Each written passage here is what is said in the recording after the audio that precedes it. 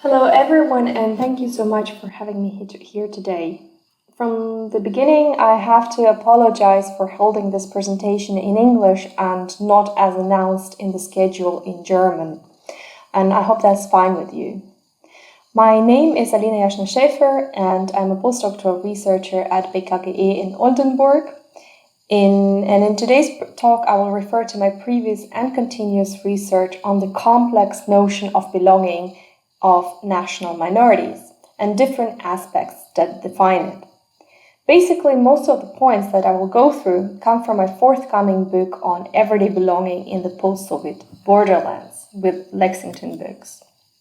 In this book, I'm very much interested in different ways post-Soviet countries have been dealing with their multi-ethnic compositions, how they present the legitimate parts of their communities, and also how those left outside of these communities respond to it. To begin our presentation, it is important to understand that changes in space, politics, and society that came after Soviet Union collapsed shattered into many different pieces the everyday lives of individuals. So suddenly there were borders between the states. Some borders have migrated over individuals, basically obliterating their established orders, bonds of belonging, familiar routines, and also statuses. There was a promotion of certain languages, historical memories, cultural symbols at the expense of other alternatives. For some people, these processes symbolized a rebirth of their nation, while for others it was rather associated with socio-political struggles. How did then national minorities negotiate their ways in this new context was something that I tried to explore. But at this stage, I have to make an immediate remark that countries within post-Soviet space have very different majority-minority configurations defined by different political and historical backgrounds. So in my presentation, I will try to exemplify my argument and focus exclusively on the everyday lives of Russian-speaking communities, exclusively in the case of Estonia. This country has been a case for my research, like a long-term field for my research for a long time, but it is also a place of my birth, so that as a Russian speaker, I have observed numerous nation-building policies happening from within, but also to my family and to myself. However, many of the aspects that I will talk here about can either be used as food for thought or cautiously translated to also other geographical contexts. Now, I have talked already for quite some time, and let us see what else is to come. First of all, it is necessary to be on the same page with regards to who we talk about when we talk about Russian speakers. So my first point would be to discuss this quite a heterogeneous community.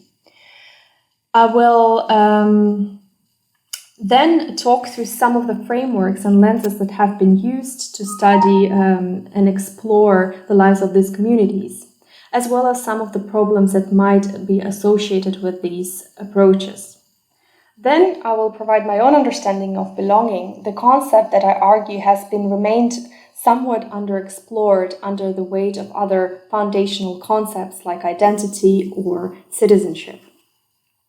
I will argue that in order to understand belonging, we need to necessarily consider two interdependent layers, meaning that one cannot be explored or understood without the other. Number one being formal structures and procedures that produce certain frames for belonging, so sort of politically produce belonging.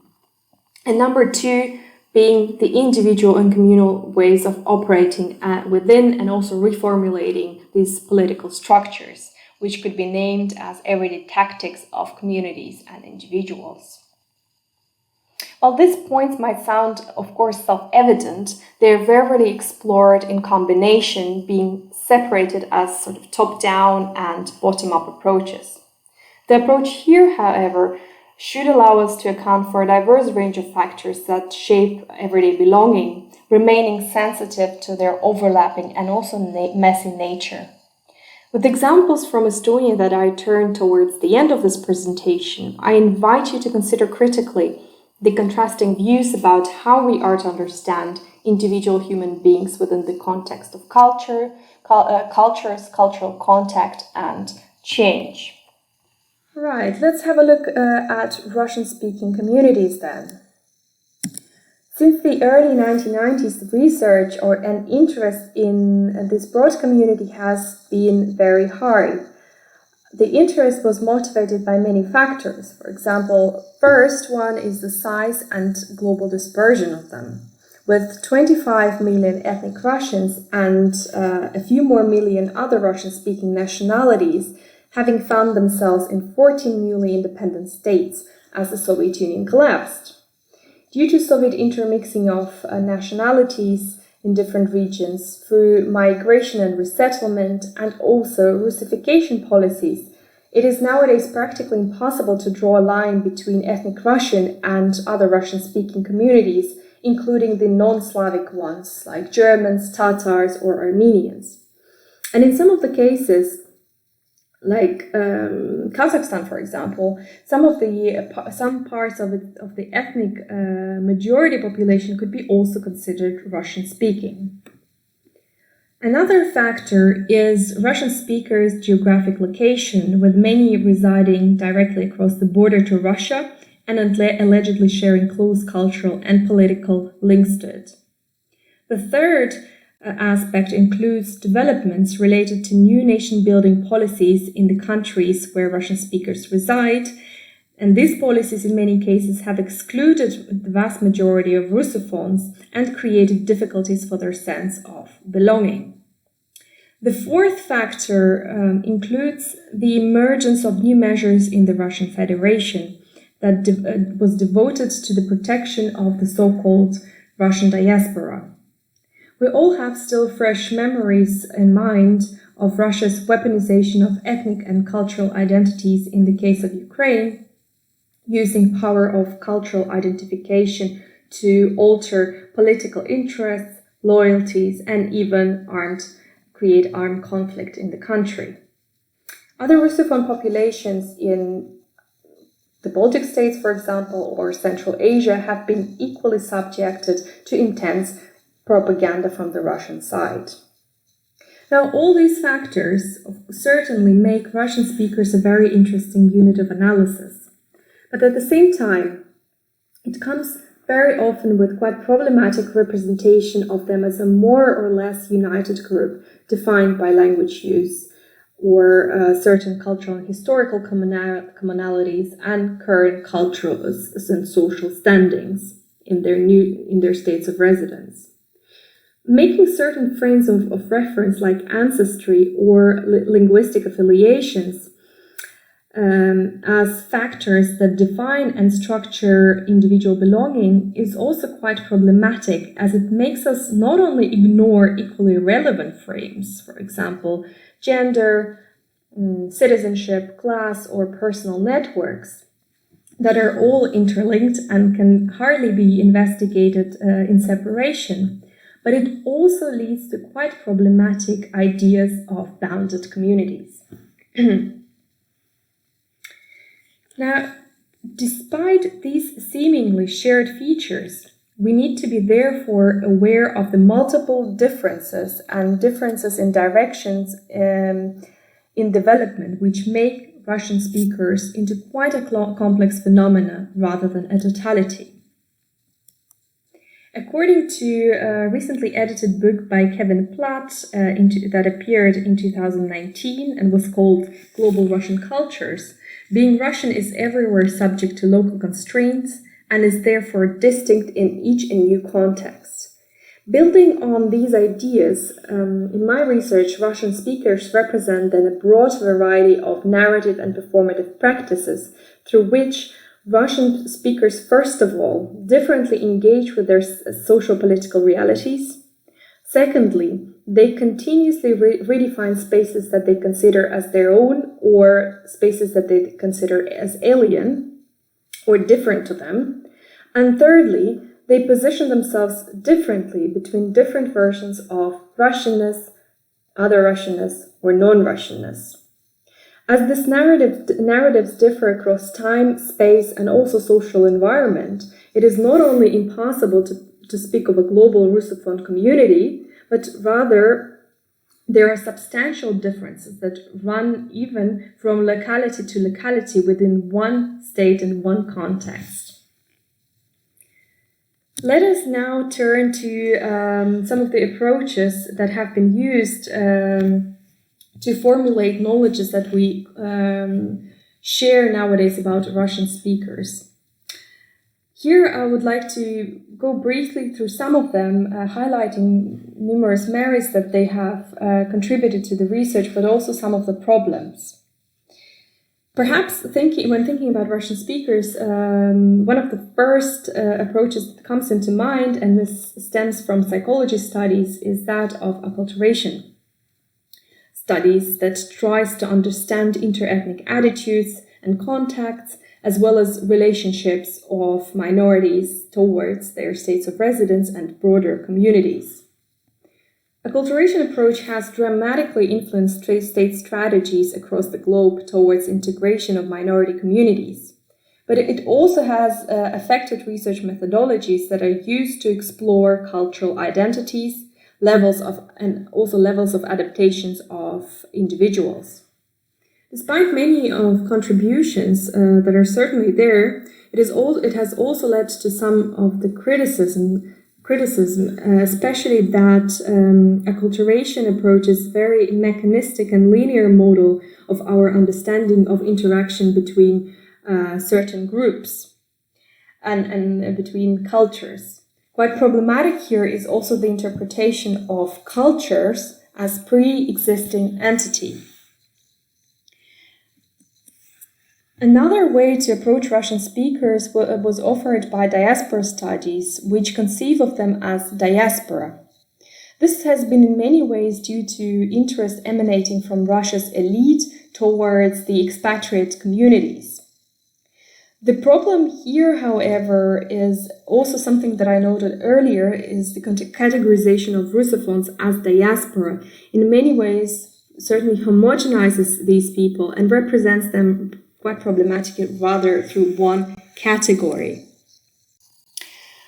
An alternative to this rather groupist thinking has been offered by post-colonial approaches applied especially in the literary studies and anthropology, at the center of which lies the idea of hybrid nature of identities. The special emphasis in those studies are also on the very essence of culture's in-betweenness and resistance to be associated with one single national canon or cultural tradition. But also here, despite this kind of alternativist thinking and post-groupist thinking, there have been numerous discussions linked to the limits of this approach. Number one being the critique for its lack of historical and contextual grounding, so that in the end we are left more with this predominantly US-American reading of hybridity as polyphony or multiplicity. Other scholars also criticize the idea of in-betweenness and argue that despite this in-betweenness, we're still very much a society of classifiers in which people order the world in terms of broad categories. And also minorities often draw on culture strategically, trying to fight for recognition or resisting discrimination and oppression. A third critique point emanates from its allegedly insufficient emphasis on the macrological textures of power, which means that the approaches working with hybridity ignore political exploitation and inequality that define everyday life, which leads then to the fourth point or critique point, that is insufficient emphasis that is out there on boundaries and their role in a globalized and seemingly open world. To this day, the predominant framework employed in the literature to study positionality of Russian speakers is that of Rogers Brubaker called triadic nexus. It has appeared in his book in 1996 called Nationalism Reframed, and argues that to understand minority nationalism in post-communist Central and Eastern Europe, we need necessarily to pay attention to three interrelated categories for our analysis. Number one being national minorities, then the newly nationalizing states within which these minorities reside, and external homelands to which these national minorities allegedly belong to. Previous studies have very frequently focused rather on the layer of the top-down, the policies of the external homeland, its relation to the nationalizing state, and the internal processes within these nationalizing states. There have been certainly a lot of contributions also on the national minority and looking at the more bottom-up level. The problematic here is, however, the focus on predominantly the perceptions of Russian speakers towards the two bounded spatialities, the external homeland and the nationalizing state.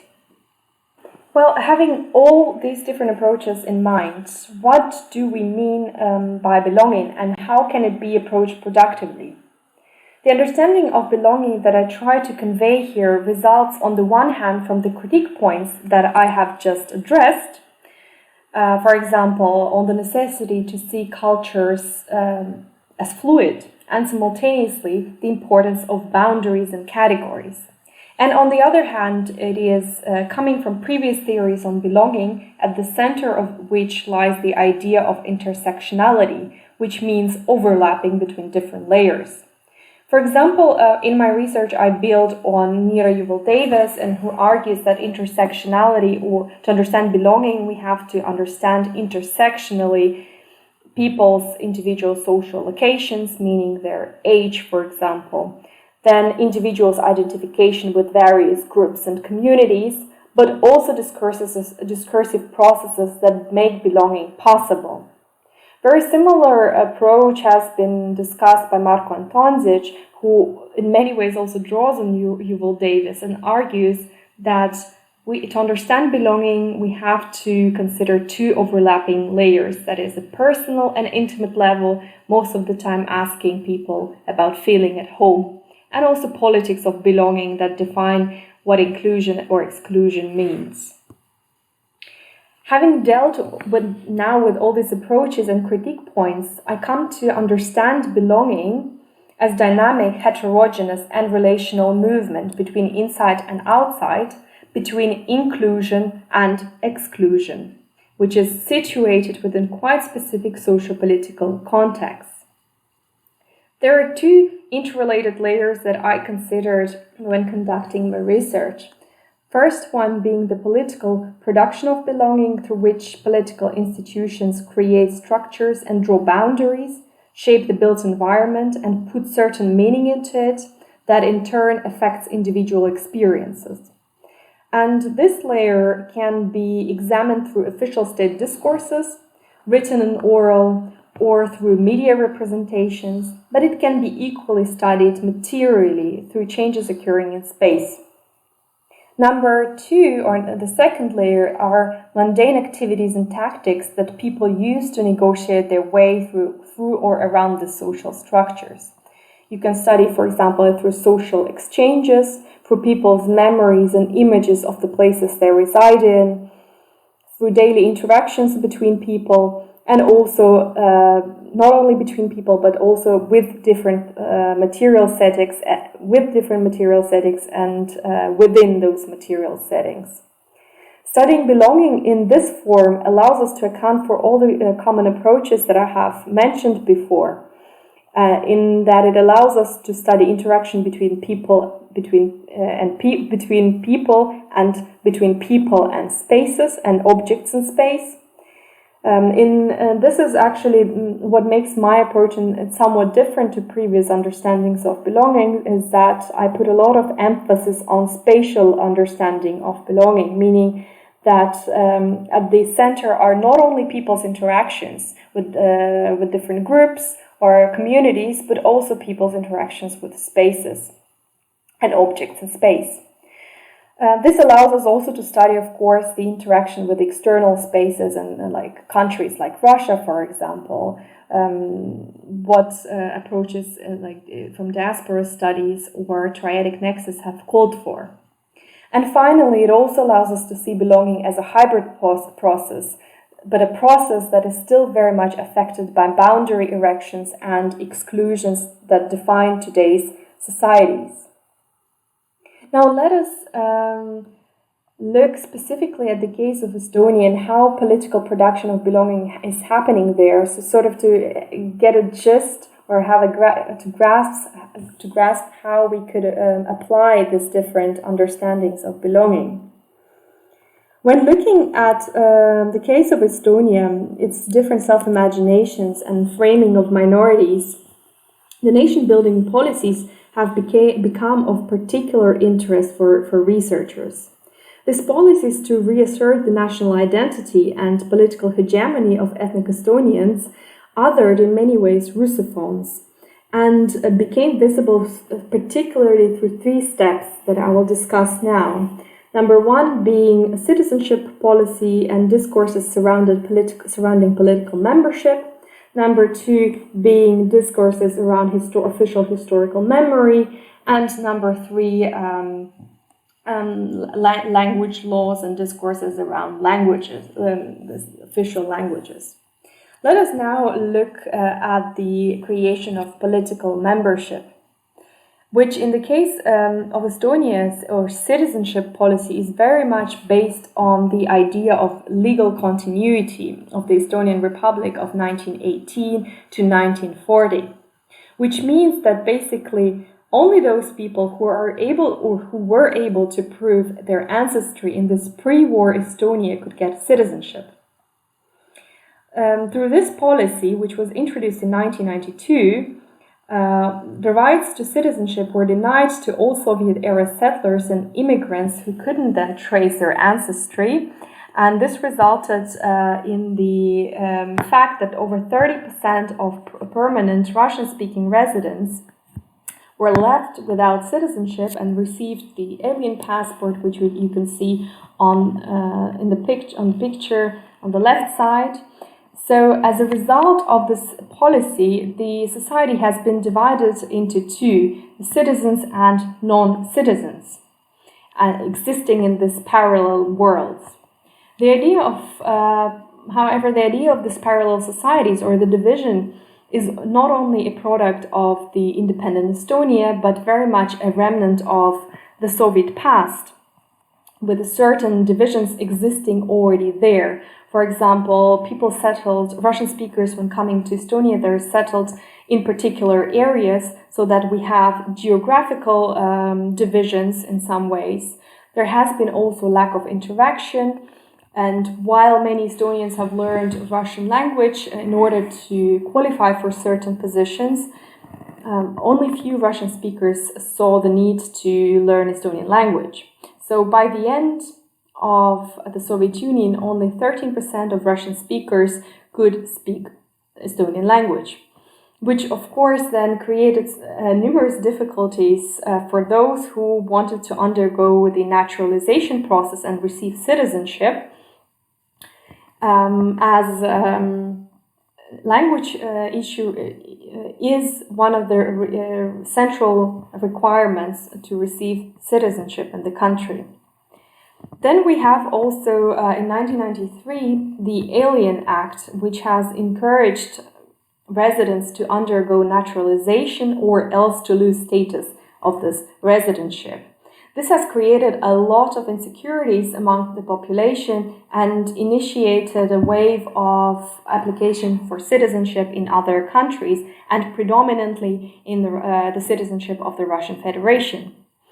So while there was this call for naturalization or push for naturalization, there was hardly any support available for Russian speakers to excel in the language or to attend language courses, especially during the hardship years of the 1990s. With this regard, there have been several changes, especially on Estonia's path to the European Union. and with the internationalization of minority issues in the country. So from then on, there have been more and more finances put into the acquisition of languages for the minority populations. But even still considering that, by 2021, we still have 5.2% of people who are stateless. And all the amendments that have been done to the citizenship policy itself are still very limited, or are so minimal that the results are also very limited. So most of the numbers have been reducing, not because the citizenship has been liberalized in many different ways, but rather because people have decided to go the path of naturalization. Let us have a look at kind of the graphic separation of people. For example, you can clearly see in 1992 how almost 1/3 of the population has become with undetermined citizenship. Then towards the accession of the EU, we have the drop in the people with aliens passport to 12%, but this drop was not only associated with the growing naturalization process, but also with people getting Russian citizenship. And in 2008, the drop was also there, but not as substantial as in the years between 1992 and 2003. Right. The discursive alienation of Russian speakers took also place on other layers or levels, like historical memory or status of the state language. Considering the discussions around historical memory, according to official historical narratives of Estonia, the Soviet Union has illegally occupied the country. So all of the people who have traveled to and immigrated to Estonia during that time have been also for a very long time considered as illegal occupants. With regards to the state language, the language laws of 1989 and 1995 have made Estonian the official state language. And you might say that, of course, there is nothing special about that, and in many countries there is only one state language, especially also thinking of Germany.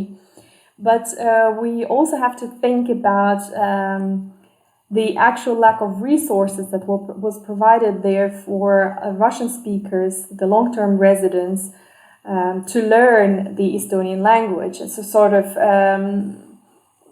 dividing them from the rest of the society. And this has in many ways led to the numerous economic inequalities, and for people not being able to demonstrate sufficient knowledges of languages to qualify for certain jobs.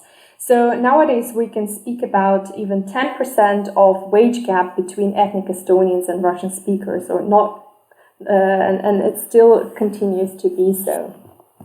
But at the same time, there is also availability of Russian language press. There are Russian language education available, and from 2014 on, there has been a Russian-speaking state TV channels, which has in many ways appeared as a result or in response to the situation in the Ukraine and annexation of Crimea with growing Russian state propaganda. But language is still a very much contested issue, especially when it comes to language of education in Estonia. And thinking of education, we have to bear in mind that schools in Estonia are still separated into two different buildings. So spatially, Estonian children and Russian-speaking children are going to different schools, and there is therefore a lack of interaction between the two. And education is also happening in different languages between these schools. So the debates are rotating around this idea of what to do then with these different schools, and with some parties and with numerous conflicts being there between the parties and also within the parties, with some arguing that there is a necessity to transfer all school education to Estonian language, but leaving Estonian-speaking, Russian-speaking children in different buildings which of course doesn't really solve the problem of lack of interaction. Others argue that there is a necessity to leave everything as it has been before, giving the opportunity of Russian-speaking children to learn and preserve their their Russian languages. And others are arguing that there is a need to bring everyone under one roof, opening different possibilities and language opportunities for students. For some, those who desire to learn Estonian, going to learn Estonian classes, and others going to kind of mixed classes between Russian and Estonian. The specific discourses of national identity have not only been crystallized, of course, through these policies or discussions on school reforms, but they have very much also materialized in space. And it has crystallized, especially through, in the case of Estonia, through replacement of street names and street signs, which, in accordance to the law on the state languages, has to be in the Estonian language. It also pertains to or concerns language on billboards, posters, names of different places, and it is not allowed to have only Russian in public spaces. It is not allowed to have things only written in Russian, as it goes against the law. Then there is also creation of historical landmarks that commemorate specific national narratives while forgetting or trivializing the narratives of local minorities. And on this picture at the top, you can see the monument to the Soviet army soldier that has been relocated from the quite a central location to the cemetery in Tallinn in 2007. And this relocation was connected to the quite different understandings of history between Russian speakers and Estonians. This is also something that I have mentioned before related to historical memories. When for Russian speakers, the march of Soviet army symbolized the liberation of Estonia from oppressive Nazi regime and the victory in the Second World War, while for ethnic Estonians it represents the continuous repression and replacement of one oppressive regime by the other. So there has been this relocation. And at the bottom, we have monuments erected kind of commemorating a particular Estonian kind of remembering of history, one dedicated to the Freedom War of 1918 and the following Estonian independence after that. And the other one is the recently erected monument to the victims of Soviet deportations. Mostly, again, kind of remembering the Estonian side and remembering victimhood. Very similar representations of memory could be found, or divisions of memory could be found in this museum of occupations in Tallinn. And although it is a privately owned institution for a very long time, it has represented this black and white state discourses and depicted ethnic Estonians as victims of occupation. This relates again to this general discourse on historical memory. But what is important to mention here is that in 2018, the museum concept has been reworked, and it follows nowadays a multitude of narratives and experiences, so demonstrating also positive sides and putting the concept of multiple freedoms at the center. So Vabamu is not symbolizing occupations, but rather stands, Vaba is free, and Mu is for museum, so it's a museum of freedoms, and somewhere on the second place there is idea of occupations. So with this example, I want to demonstrate that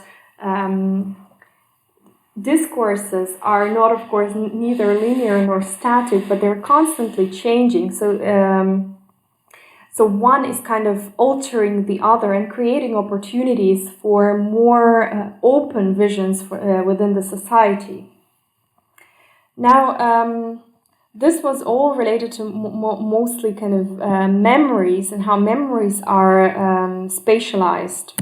But the nation-building policies or nationalization has been also reflected through the negligence and abandonment of certain places, while economically restructuring and prioritizing other regions.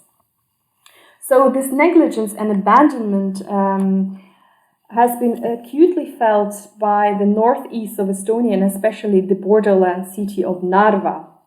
People, or pretty much since the early 1990s, people have lived there through disappearance of familiar cultural geographies, through urban devastation and economic decline, with old factories, culture houses, and parks being left to fall apart.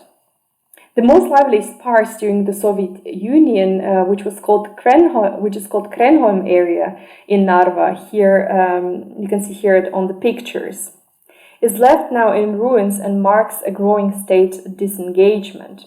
So in the center of the picture, you can see this Krenholm factory that back in the Soviet times has employed over 10,000 people, but with this growing deindustrialization process in the country and especially in the city, it has been closed.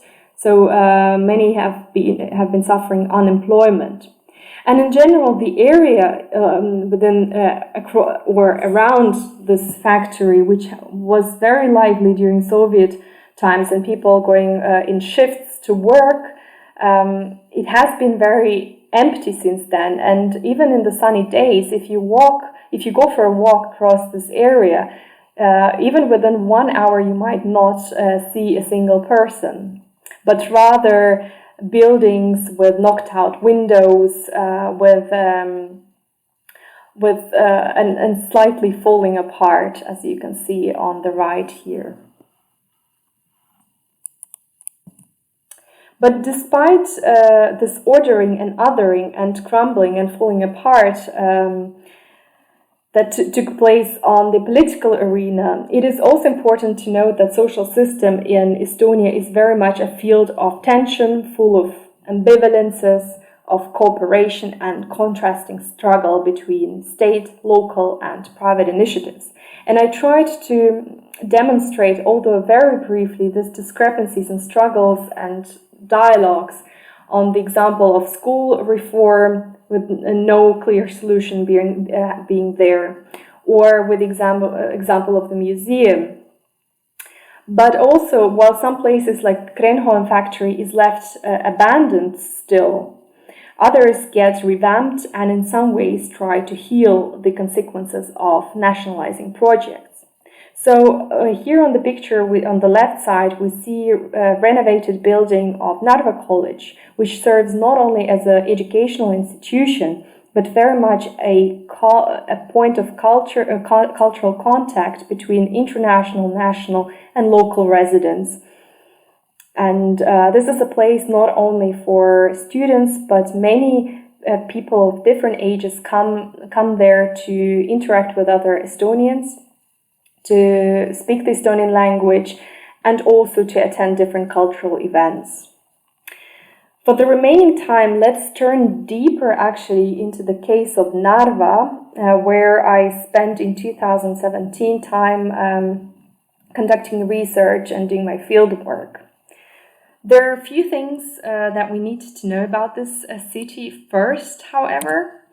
The last 2 points regarding deindustrialization and also high unemployment rates, which are the highest in Narva in comparison to the rest of the country, and also urban decay. These points I have already mentioned. But there are also other things that make Narva into quite a special location. First, being a frontier that is located directly at the border with Russia, as you can see on the map. And when you are in Narva, you will right away see this border, or actually several locations, crossing points, where you constantly observe people going and coming, and this kind of mobility and migration is another point that very much defines Narva, and has defined it, or also defined it in the past. So during the Soviet times, it is important to mention that Narva has been almost entirely destroyed in 1944 during Soviet bombardments. So that after that, many Russian speakers have arrived to the city to reconstruct it, and which has led to over 90% of the population being Russian-speaking when the Soviet Union collapsed.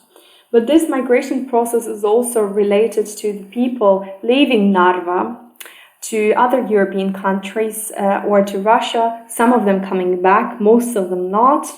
But also is defined by day-to-day mobilities, with Russian speakers going to Russia to buy cheap fuel or cigarettes, and Russians coming to Narva to buy, for example, dairy products.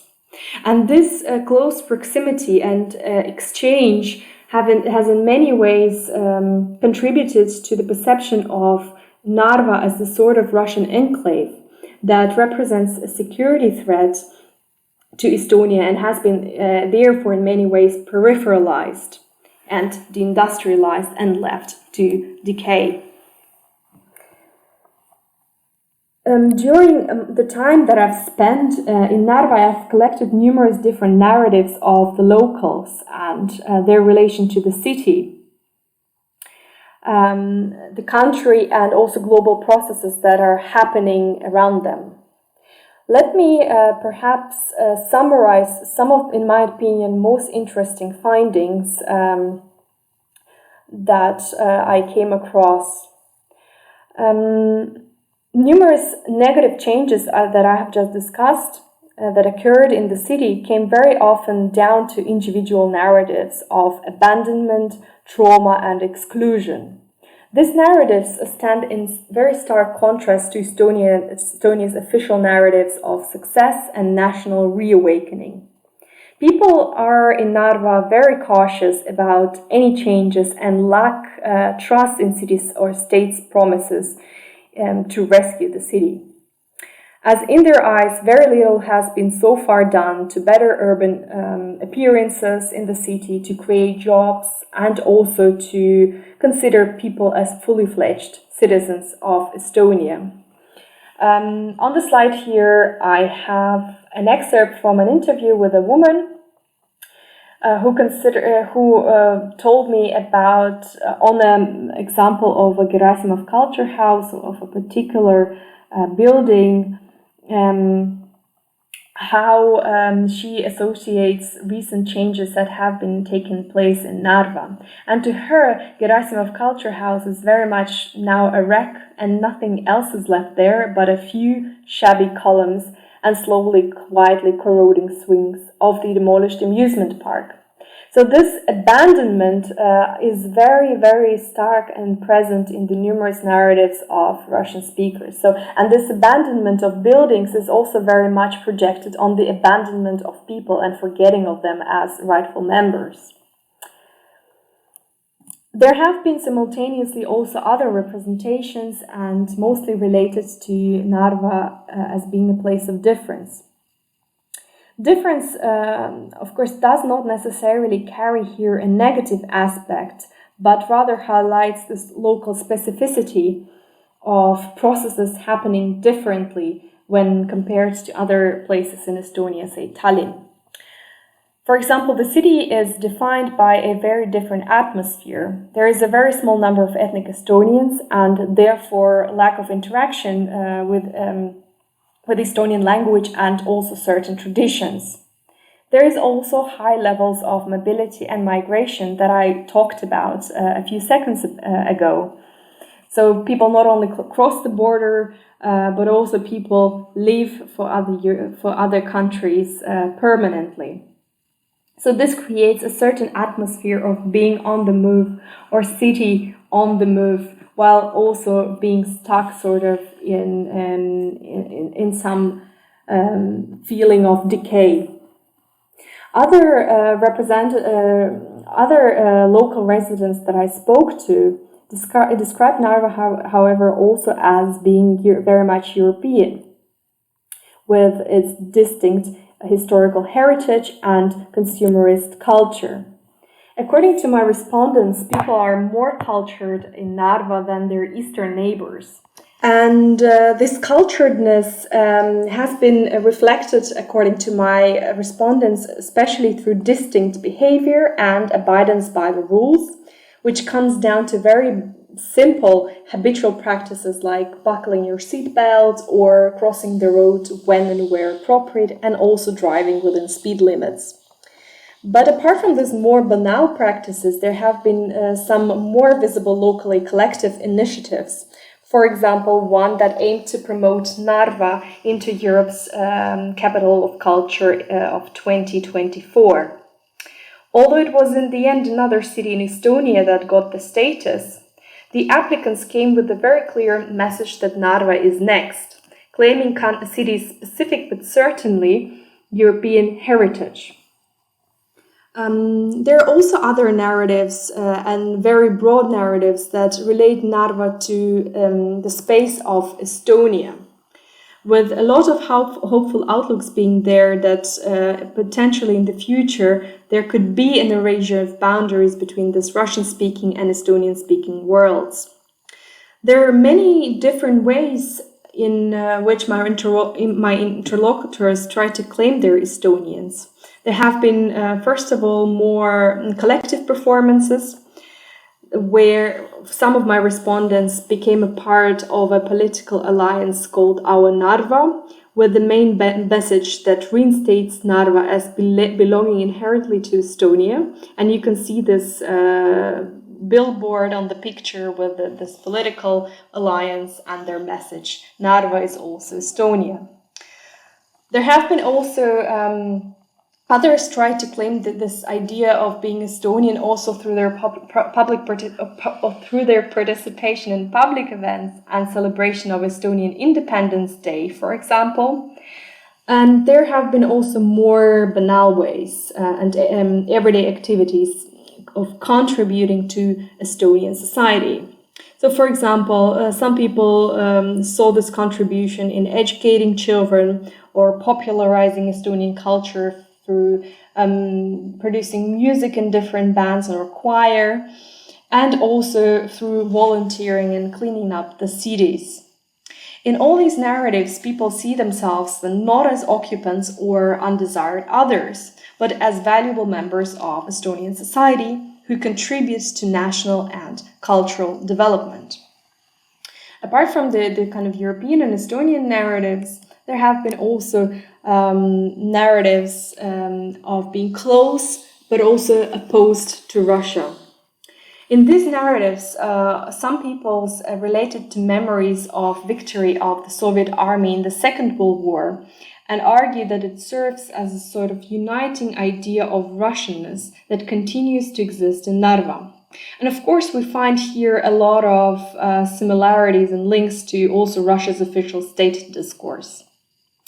The people that I talk to who cherish this narratives of victory, they celebrate actively the Victory Day on the 9th of May. They put on St. George's ribbon, and they also volunteer, some of them, to clean and paint the tank across the year, tank T-34. For others, however, especially those from the younger generation, Russianness is not situated neither in the Soviet memories and even less so associated with Russia. And some of them, when I was talking to them, developed their own versions of Russianness, which was very often opposed to Russia. And as I already argued before, they represented themselves as more civilized Russians and brought back these narratives of European heritage to the fore. Now, all of these different narratives that I just accounted for, they coexist and stand in very different relation to each other and are differently employed by people. So sort of challenging this monolithic understanding of what it means to be Russian, Estonian, or European. These narratives are also very much defined by boundary-making processes, so that demonstrating European and Estonian heritage comes very often with the erection of certain boundaries and opposing themselves to other places and spaces like Russia. Now, let me now move towards the conclusion, where I would like to highlight a few essential points. First of all, narratives discussed in the context of Narva cannot be equally stretched to the rest of Estonia or presented as experiences of all Russian speakers. As I argued before, all of these narratives are socio-politically but also spatially situated, which on the one hand, of course, we have this overall discourses of the Estonian space that are seemingly affecting all Russian speakers. But then these discourses differently materialize in different cities, leading to very different understanding of positionality of these people. And then we also have something that Nira Yuval-Davis called social location of people, where people with different ages, genders, social classes also have different standings within society nowadays, and therefore have also very different perceptions. So approaching belonging from the multi-layered perspective, so accounting from this broader political production of belonging, and also this strategies and tactics of people on the ground, makes it possible to account for these differences that I just named and offer situated analysis of narratives and broader discourses. As we are currently in times of increased transnational interconnectedness and increasing nationalism and conservatism, more research is clearly needed to expand the spectrum of our understanding of belonging and its possible ways to be materialized and also to be narrated by people. Now, with this open-ended conclusion, I would like to thank you for your attention, and I know that it is very hard to concentrate over such a long period of time. And if you have any questions or remarks, I will be happy to receive them to my email that I have put at the end of this presentation here below. And yeah, thank you so much, and please stay all safe and healthy. Goodbye.